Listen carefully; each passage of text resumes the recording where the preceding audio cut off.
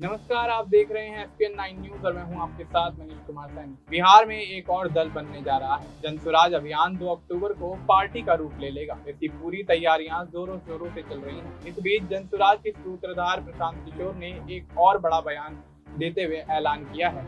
यह जनसुराज के संविधान से जुड़ा हुआ है। पीके ने ऐलान किया है कि जनसुराज देश की पहली पार्टी होगी जो अपने संविधान में राइट टू रिकॉल यानी चुने हुए प्रतिनिधि को वापस बुलाने का प्रावधान जोड़ेगी। बुधवार को जनसुराज की ओर से बयान जारी किया गया है। दरअसल पार्टी के गठन से पहले प्रशांत किशोर अपनी पदयात्रा और विभिन्न बैठकों के माध्यम से जनता के सामने जनसुराज पार्टी की रूपरेखा पर चर्चा कर रहे हैं। साथ ही वे ये भी बता रहे हैं कि जनसुराज किस तरह से अन्य राजनीतिक दलों से अलग और बेहतर विकल्प होगा।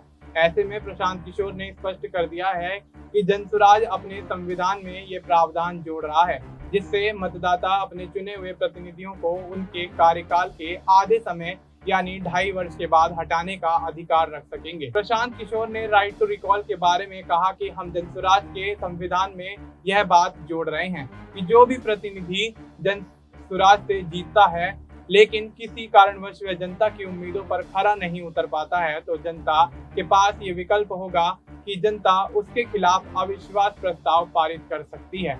ऐसे में इसके तहत अगर एक निश्चित प्रतिशत मतदाता अपने प्रतिनिधि के खिलाफ अविश्वास प्रस्ताव लाते हैं तो जनसुराज उस प्रतिनिधि को इस्तीफा देने पर मजबूर कर देगा। साथ ही प्रशांत किशोर ने कहा कि यह निश्चित प्रतिशत क्या होगा इस पर जनसुराज की संविधान सभा में अभी चर्चा चल रही है। 2 अक्टूबर को जब पार्टी की घोषणा होगी तो इसे जनसुराज के प्रावधानों में जोड़ दिया जाएगा। हालांकि यह कानून देश में लागू नहीं है लेकिन जनसुराज अपने प्रतिनिधियों पर इसे अनिवार्य रूप से लागू करेगा। इससे जनता के प्रतिनिधियों की जवाबदेही और भी अधिक सुनिश्चित की जा सकेगी। अब जिस तरह से जनसुराज के प्रमुख प्रशांत किशोर तैयारियां करते हुए नजर आ रहे हैं तो आगामी विधानसभा चुनाव में मजबूती अपनी पार्टी को प्रदान करने के लिए वो तमाम यहाँ पर कार्यक्रम करते हुए नजर आ रहे हैं, पार्टियों के खिलाफ हमले बोलते हुए नजर आ रहे हैं और जिस तरह से इस प्रावधान की बात वो करते हुए नजर आए हैं उस तमाम राजनीतिक पार्टियों को एक बड़ा झटका बिहार के विधानसभा चुनाव में लगता हुआ देखा जा सकता है। फिलहाल आपको इस मुद्दे पर क्या कुछ लगता है, आप अपनी राय हमें कमेंट करके बता सकते हैं। बाकी देश और दुनिया से जुड़ी